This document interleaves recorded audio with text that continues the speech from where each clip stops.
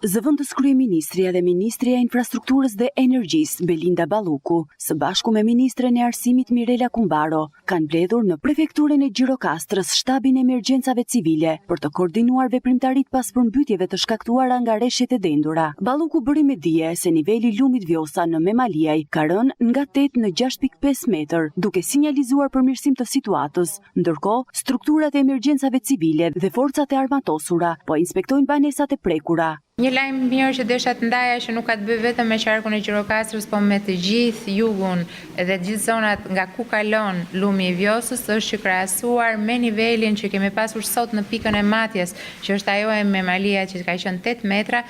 tani ka rënë në 6.5. Pra kemi një ulje me 1.5 metra, e cila do të reflektohet gjithashtu edhe në zonën e Novoselës, në Grykderdhje. Pra,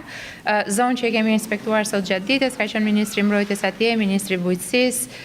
kemi komunikuar me të gjithë popullatën e zonës edhe për evakuimin, por duke qenë se kemi këtë rënje me 1.5 metra të pikës së Matjes në Memaliaj, me të vërtet ky është një lajm i mirë që tregon përmirësimin e situatës. Këtu në Gjirokastër temperaturat janë ulur, ka filluar edhe një rreshje bore e lehtë, megjithatë rrugët janë kryesisht të hapura, ka disa rrugë fshatrash të cilat komunikojnë me njëra tjetrën që janë për momentin të bllokuara. Batalioni i dislokuar këtu, që është një batalion i ri, ka bërë një punë shkëlqyer gjatë periudhës së zjarreve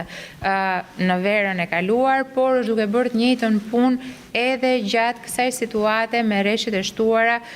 në të gjithë Shqipërinë, por sidomos edhe këtu në qarkun e Gjirokastrës.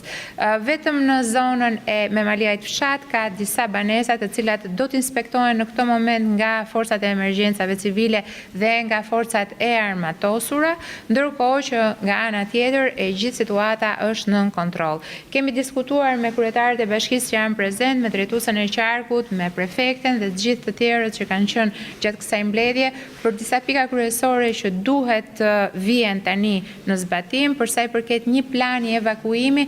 pa rëndësi nëse do të ketë përkeqësim të motit apo jo, plani evakuimi duhet të jetë për gjitha bashkitë prezent, ato bashkitë cilat kanë njësi hotelerie apo konvikte e kanë shumë më lehtë zbatueshëm, të gjitha bashkitë e tjera do të marrin masat bashkë me emergjencat civile për të pasur palestra apo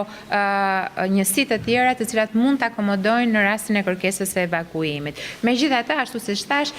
situata e motit është duke u përmirësuar, sigurisht të shtunën ne do të kemi një përkeqësim tjetër të motit i cili do të sjellë rreshje të reja, megjithatë do të kemi 48 orë për ta menaxhuar situatën. Temperaturat po ulen, në ndërkohë kemi diskutuar edhe për situatën energjetike në këtë qark, duke qenë se këtu e kemi pasur sfidën më të madhe, është menaxhuar shumë mirë pjesa tjetër e Shqipërisë, ndërkohë që në Gjirokastër kemi pasur ndërprerje në disa fshatra, apo kemi pasur të ndërprerje një linje transmetimi që është ajo e Lunxhërisë, që në një bashkëpunim të jashtëzakonshëm, forcat e armatosura, elektricistët dhe inxhinierët e OSHE-s, edhe forcat e emergjencave civile kanë rikthyer energjinë në zonën e Lunxhërisë duke kryer këtë aksion për rilidhjen e transmetimit. Nga ana tjetër, të gjitha njësitë, si ato vendore, si ato të pushtetit qendror, janë në koordinim të plot, për sa i përket edhe pjesës së rrjetit të akseve rrugore kombëtare, edhe për to janë marrë masa. Menjëherë pas kalimit të kësaj situate, ne në bashkëpunim me pushtetin vendor, pasi do të jetë një nga detyrat që duhet ta performojë pushteti vendor, do të ketë një identifikim të dëmeve që kanë ardhur për shkak të kësaj situate dhe padyshim kompensimi i tyre. Ndërkohë, Ministria Mirela Kumbaro deklaroi se të gjitha strukturat janë mobilizuar për rikthimin e situatës në normalitet. Fal një kontrolli, menaxhimi dhe mobilizimi si të sektorit publik, të sektorit privat, të forcave të armatosura, është menaxhuar situata, jemi 24 orë në kontroll, duke u fokusuar në disa pika, jo tashmë në qytetin e Gjirokastrës, por në disa nga zonat, siç është në njësinë Odrije, ku kemi disa probleme, disa fshatra